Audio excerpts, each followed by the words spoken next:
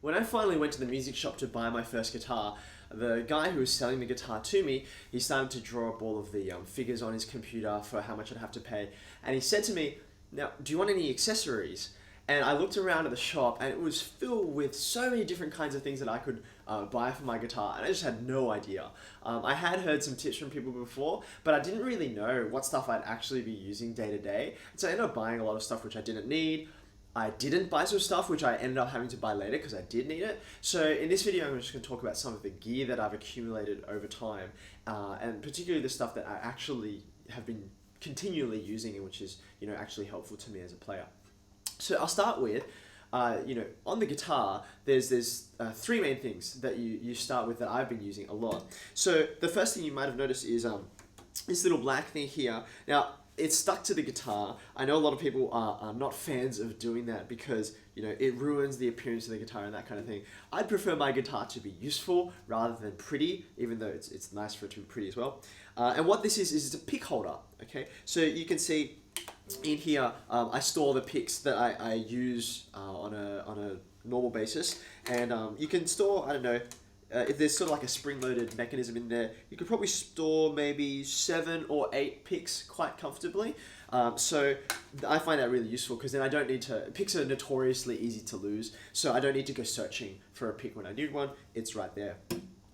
Secondly, you also obviously need picks. Now, it'll take you a while to sort of determine, based on the way you play and the way you like a guitar to sound, what kinds of picks you need. So in general, the thicker the pick is, the louder you can play with it, or the bigger strings you can play. So for instance, if you see picks for a bass guitar, they're super, super thick because the strings on a bass guitar are super thick. So play with them for a while. I would advise, I mean, they're pretty cheap, between kind of like 20 cents, 50 cents. If you go in and make a big purchase, you could probably ask the person who's selling the guitar you to throw in a few for free because they honestly they're just plastic basically. The heavier picks will make a clearer, more distinct sound. But when you're playing softly, it's harder to control them. So if you've got a thinner pick, that'll be easy if you're playing softer. But thinner picks, obviously, they'll break if you're playing a lot of rhythm and you're playing quite hard. So that's the second thing that you'll need.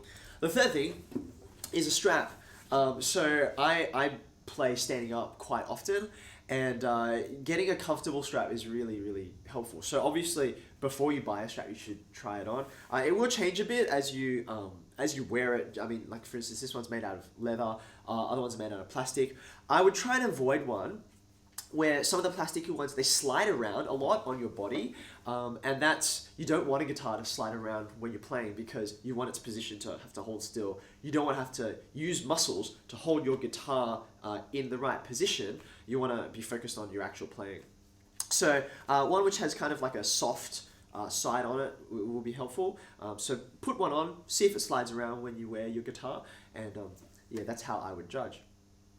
Now, the fourth thing, I only said 3, but that's because some guitars come with this, is an end pin. So right here you can see, sort of in the middle of the guitar basically, there's a pin which I put my strap on. There's actually 2, so there's one here and there's one on the other end. Now, many guitars come with it, but the first guitar I bought only had a pin on the end, which is where the lead came out, and it didn't have one here, so I had to get it installed later. Now, a lot of people, if they have a strap, what they'll do is they'll put one end on a pin that might be already here, but because they don't have a pin here, they'll take this end of the strap and they'll tie a shoestring to it, and then they'll tie the other end of the shoestring to the top of their neck, so it'll kind of sit across and go all the way down to the neck. And that's fine. I'm a bit scared of holding up an expensive guitar along a shoestring, but I've seen plenty of people do it. In my experience, it sits a bit differently on your shoulder. I find it less comfortable, but maybe that's because I'm used to wearing a strap where the end pin is fitted in the middle of the guitar. So if you know that you're going to be standing up when you're playing, you might as well ask them to. Most music shops will install that for you. And if you're keen and you've got a drill and stuff, you could do it yourself, I suppose. But that's really useful to get. Okay, now after the guitar itself, you'll probably want to store the guitar somewhere. So the first guitar I bought, I got a well, I suppose they call these a gig bag. So it's kind of made out of a soft material, and it was, I don't know, $30 or $40. Inside you can see it's sort of lined with like soft material so that it doesn't damage the guitar. So this isn't like the cheapest kind of gig bag you can get. Some gig bags don't have any padding whatsoever. But I found that I wanted something like this because I wanted to be able to take it with me and not be scared that it was going to get damaged. But also I didn't have the money to spend on a proper case, which is what I'm going to show you in a second. And this protected my guitar just fine for a good 8 or 9 years or whatever it was. And so if you've got one which is soft on the outside, but as long as it's padded on the inside, you'll have no trouble. And the important thing is as well, is that it has lots of sections where you can put stuff. I'll show you some of the other little bits and pieces where you don't want to have that in a separate bag. It just makes sense to keep it with your guitar and to make sure it doesn't get lost. Now,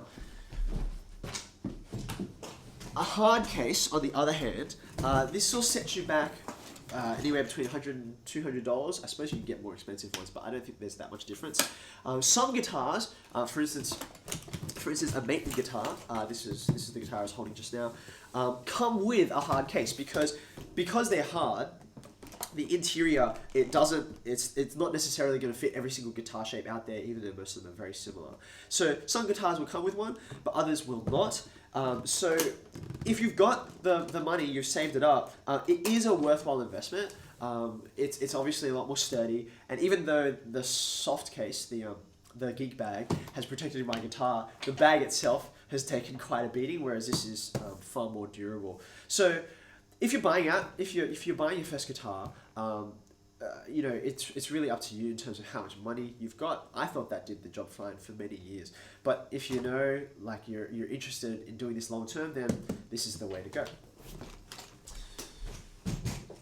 Okay, now, moving on, there's all kinds of other bits and pieces that you can get. Okay, so I think the first place after all of that sort of external gear that I would go to is a Capo, a C-A-P-O, or Capo, or I actually have no idea how it's pronounced. So a Capo, what's it for? This funny shape is to help you change the key of the guitar. So for instance, I can play in the key of G right now, and the key of G is often the first key that guitarists learn because most of the major chords don't have any bar chords in them, which are hard to hold, these kinds of things.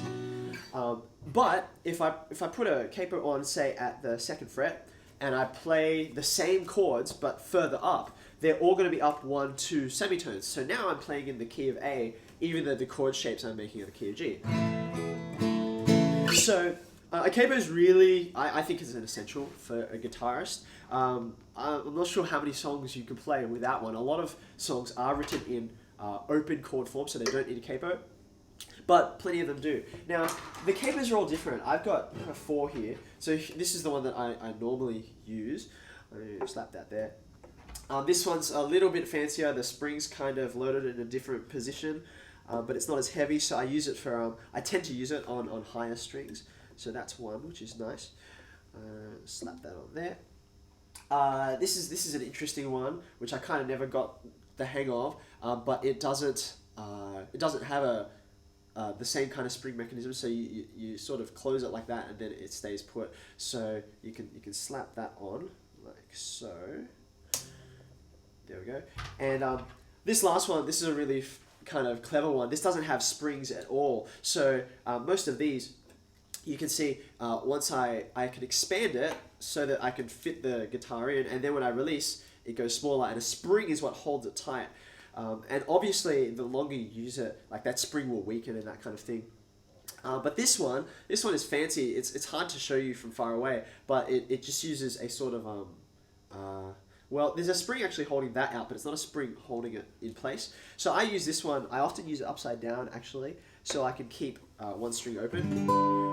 But anyway, I'll talk about that a bit more when I look at other keys. Now, a capo will be anywhere between sort of $20 and $40, and it's really essential, I think. So you might as well grab one. There are plenty of good brands out there. I would generally avoid the ones that use that kind of strap around. rather than using a spring. You might be able to get away with one of those using a nylon string guitar, but with a steel string, I find that there just isn't enough tension, so it doesn't hold onto the strings hard enough when you wind it around. So if you play really loud, the strings will buzz continually. So they're okay, I suppose, if you're playing softly, maybe if you're finger picking, but general playing, I'd go for a spring-based one.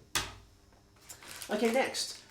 These are sets of strings. So you've got 6 strings on a guitar, and just, over time, they will age and they will lose some of their volume and their tone, and also some will snap. So depending, like if you play really hard and that kind of thing. So I find the 3 most common strings that snap are the D and G in the middle of the guitar, and that's probably because, if you can see, they're going the furthest. I don't know, I mean, they're not held at the highest tension because they're not the highest notes, but they just break really often. And also this the top E string, the highest note, because often when people are strumming on their up strums, when they play like this, that up like that, that top E string is taking most of the force, I suppose, and it's the thinnest string as well. So even though this bottom E string also gets a lot of force applied to it anytime you're playing like a down rhythm like this, because it's so thick, it's very rare. I think I've broken dozens of strings, and I've maybe broken the E string only once. So anyway, the bottom E string I mean. So you're going to often be replacing these strings, and sometimes after a while you just want to replace the lot. So I find it's really helpful. These are sets of 6 strings each. You can buy them in different weights. So some of them will be heavier, which means you can get louder sounds out of it, and some people say the tone is better. Other ones will be lighter, so they're easier to hold down, but you can't play as loud. So I generally tend towards the lighter end of the spectrum, because when I'm playing, I tend to be amplified, so I don't really need that volume, and I'd much rather be able to hold the strings down easier and move between my chords faster. So what it boils down to is try a few out. They're sort of between $20 and $60 a set. I tend to go somewhere in the middle, like about $30. My ears are not that great. I can't really tell. I once bought a really expensive set of strings, and I couldn't tell the difference. So try them out. If you're unsure, start off with lighter strings first, especially if you're learning, because the heavier strings will really cut into your fingers, and they'll really hurt. Also, I mentioned that some strings break more frequently than others, so you can buy individual strings. So as well as a set, when I played a lot, I often used to carry around a lot of the extra D and the G, because I knew that they would break, and I didn't want to have to crack out a whole set just to replace a single string. So you can also get some singles as well. All right, what else? Okay, here's a lead, which is for plugging in to a speaker. I don't own an amplifier, so I know nothing about them, but a lead is really essential. And take good care of your lead as well. Make sure it's wound up properly and all that. Okay, now I just talked about restringing just now, so I'll show you these two. First, I have a screwdriver. The reason why you want a screwdriver is because if a string breaks, for instance, so suppose my top E string snaps, what will happen is it'll still be attached to the guitar. It'll be attached here at the closer to the bottom of the guitar, and it'll still be attached at the neck. Okay, so in order to get the string out so you can replace it with a new one, these little sort of pins in here, they need to be prized out. So I use a screwdriver, and I just lever them out, because they're held in at quite a lot of tension, so the guitar string doesn't just pop out when you're playing. So that's for one side. For the other side, you use this. Now, I actually have no idea what this is called, but what it's used for is for winding these machine heads, which is what controls the tension of the string, winding them really fast. Now, I'm not going to do it with my current strings, because my guitar is actually tuned, and this would put my guitar out of tune. It might even snap my strings. But if you can imagine, when you're first putting on a new string, you have to wind it a long time in order to get it from no tension to really high tension, so it makes notes like that. So it takes forever if you're just doing it by hand. Whereas this, it just goes around and around and around, and it just makes it a lot faster. If you're doing one string, you probably wouldn't notice, but when you're doing 6 strings, when I used to, before I got this, when I would restring guitar, it might take me, maybe half an hour, and part of it was just because I had to turn the machine heads for such a long time, whereas this, I could do it in probably 10 minutes. Okay, so it only costs like $5. It's a very useful tool. Now, okay, what's this? Batteries. So if you have a guitar that has a pickup in it, so that you can plug into an amplifier and that kind of thing, most likely it will have batteries in it that power the pickup and send a signal out to the amplifier. So you want to make sure you have a spare set with you. This particular guitar uses double A's, which is nice and standard. The previous guitar I used had a 9-volt battery, but in my experience, batteries run out at only the most critical moments. They don't run out when you're practicing and it's okay, you can go buy a new one. They run out right in the middle of a song, and it's not nice to have a guitar start crackling and popping on you because the pickup is running out of battery. So always have a spare with you if your guitar needs one. Okay, what do we got here? Alright, so I think I mentioned in a previous video that my first guitar had a tuner in it. This one doesn't, so you can get a couple of different kinds of tuners. Now, this one is it's a what's it called? Well, it says chromatic tuner on it, but what it does is you actually put it onto the guitar. It's really clever, and you turn it on. I think you can see it just there. And when you play a note, what it'll do is it'll pick up the vibrations from the guitar itself, and it'll tell you if those vibrations are right and if you have to tune up or down. Okay, so that's really cool. But cheaper sort of tuners, the older ones, are based on a microphone. So you would sit the tuner right next to your guitar, next to the sound hole. You'd play a note, and it'd listen. If you've got a smartphone, you can get apps that'll do that as well. I suppose the only disadvantage is if you're in a really loud room, you're playing with a band, and everyone else is practicing, and you're trying to tune your guitar up.